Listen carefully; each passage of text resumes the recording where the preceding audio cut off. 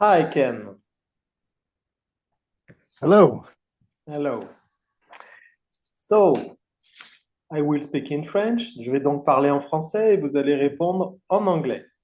Donc, vous avez Oui. essentiellement travaillé sur la motivation, sur le bien-être et sur les objectifs.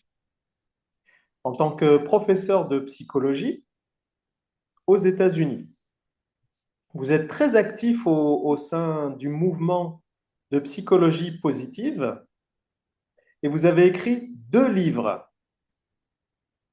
L'être humain optimal, que j'ai traduit en français. Et votre dernier livre s'intitule Librement déterminé, freely determined. Quels sont les liens et les différences entre ces deux livres? Yeah, I can talk about that. The first book was written way back in 2004.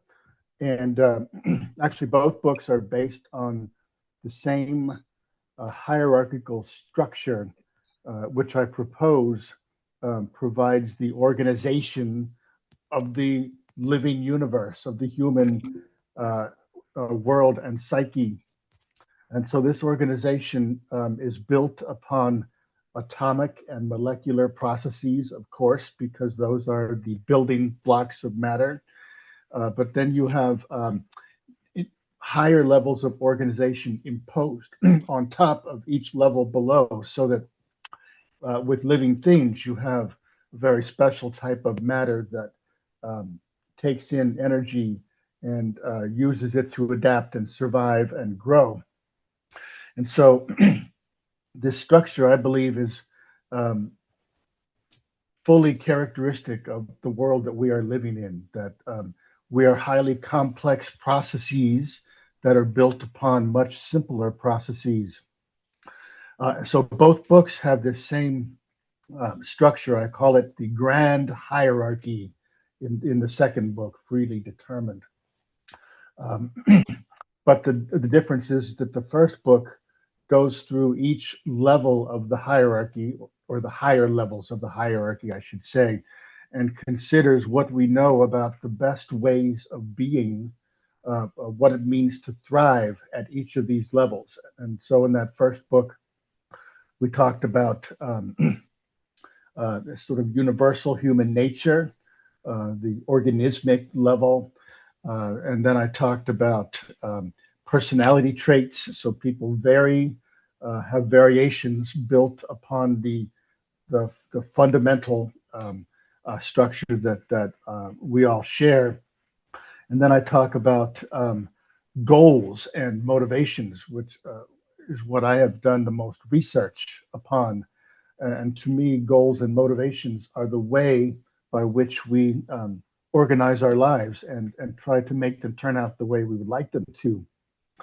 And then I also talk about the self as an even higher level aspect of personality, um, the sense of being a person who persists over time, who is trying to uh, uncover and discover what they want so that they can set goals for themselves which are appropriate, which take them to a place which is objectively happier and healthier for them. Optimal Human Being finally talks about two social levels of analysis or organization: the interpersonal, and it uses game theory um, and the problem of cooperation to talk about the interpersonal level of organization, where multiple personalities are interacting with each other in a way that hopefully is beneficial for all of them. And the highest level I talk about is the social or cultural level, which is the water that we swim in, um, that conditions so much of our social lives and our personalities. And so I talk about both top down and bottom up causality in both books, where, of course, with the reductionistic scientific perspective, you can always say nothing that we do is caused by us. It's always our chemicals, our history, our our molecules, our non-conscious processes. So that's a bottom-up causal arrow. But in both books, I also argue for a top-down causal arrow where intentions and selves have a critical role to play because they evolve these capacities to form goals and to form a sense of self that we live in. They both evolve to help us bring about the best outcomes for ourselves. So Freely Determined, the second book, focuses a lot more on goals, intentions, and the self. And it says we are responsible for making things happen that we like. There can be many problems and difficulties, but ultimately it's us that is responsible. So I talk about that a lot more in the context of the free will question in Freely Determined. We talk about the philosophy of compatibilism, which says that you can have both a mechanistic physical universe and a human consciousness being active in the world, that these things are not inconsistent, they are compatible. So I talk a lot about, again, how it's our obligation. Actually, we can't escape the fact that it's we who are choosing, even if we don't experience it that way. So maybe this brings us to the second question that you wanted to ask me. The question was, yeah. Justement, vous avez écrit que nous, les êtres humains, nous ne pouvons pas nous empêcher de faire des choix. Qu'est-ce qui vous permet de l'affirmer? Yeah, we're forced to make choices on a daily basis. What allows me to say this? What allows me to say it is that we are behaving continually. Or if we are doing nothing, that also is a choice. So our system as a whole, our mind, body, self system is controlling what we do. The only problem is that the experience of being a self does not necessarily contain or reference that fact. So we can feel isolated from our choices. We can feel controlled by our choices. And this is the major topic of self-determination theory, which I've done so much work with over the years. And self-determination theory says that we are often controlled by powerful actors in the social environment who try to make us do things. And often we feel that they have succeeded, that we are doing what they tell us, doing what we have to do.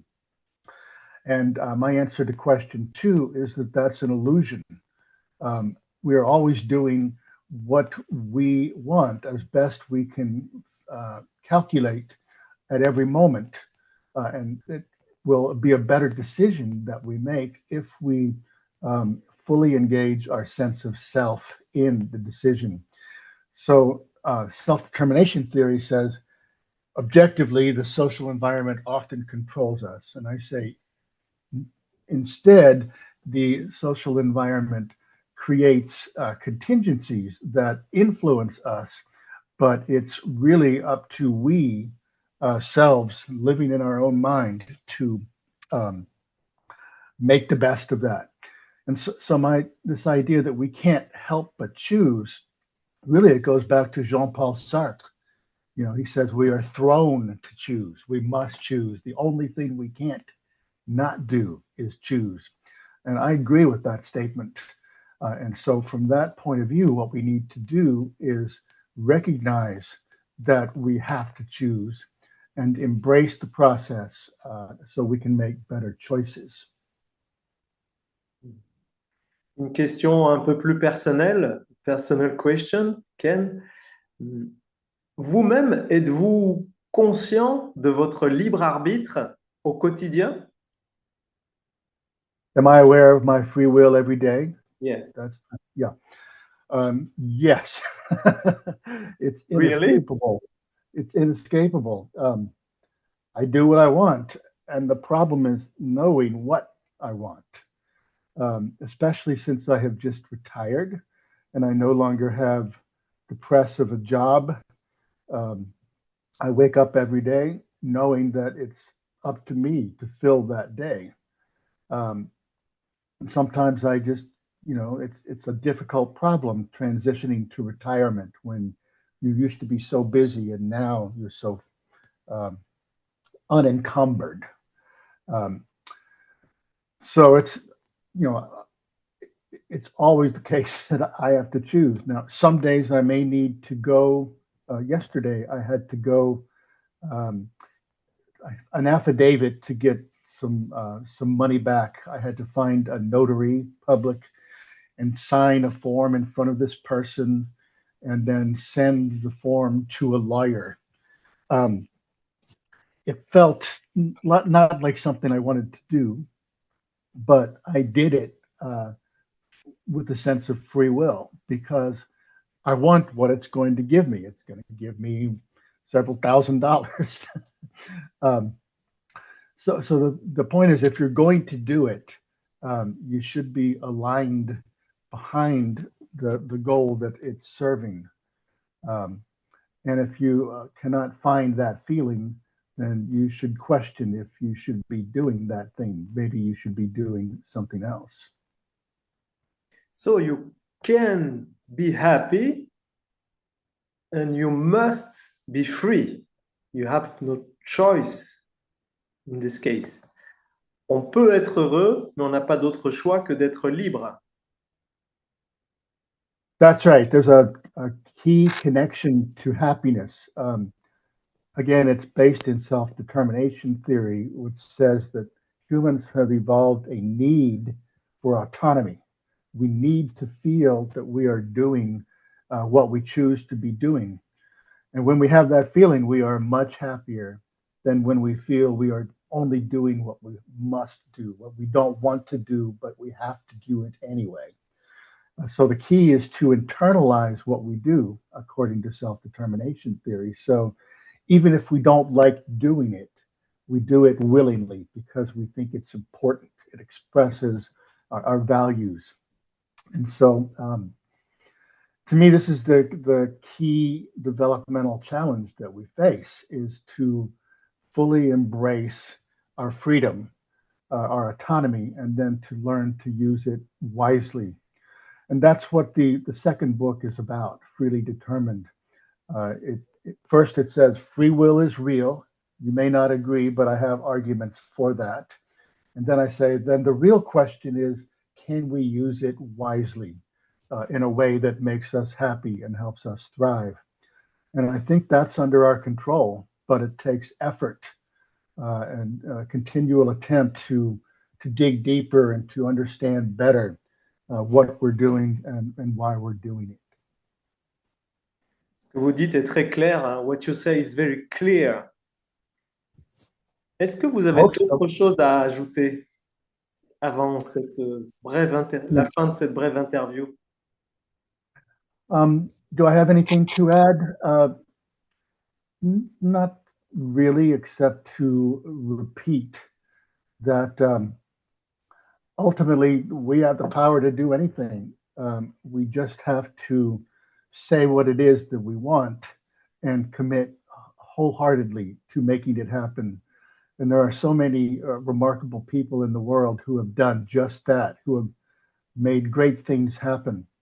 I was listening to an interview with Jimmy Wales, who founded Wikipedia.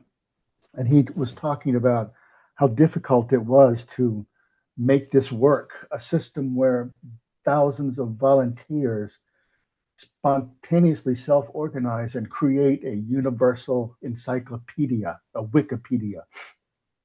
And it was his passion every day for many years, and he made it happen. I think he made a huge contribution to the world. So if we follow and exercise our free will to the maximum extent, not only can we be happier, we can make the world a better place.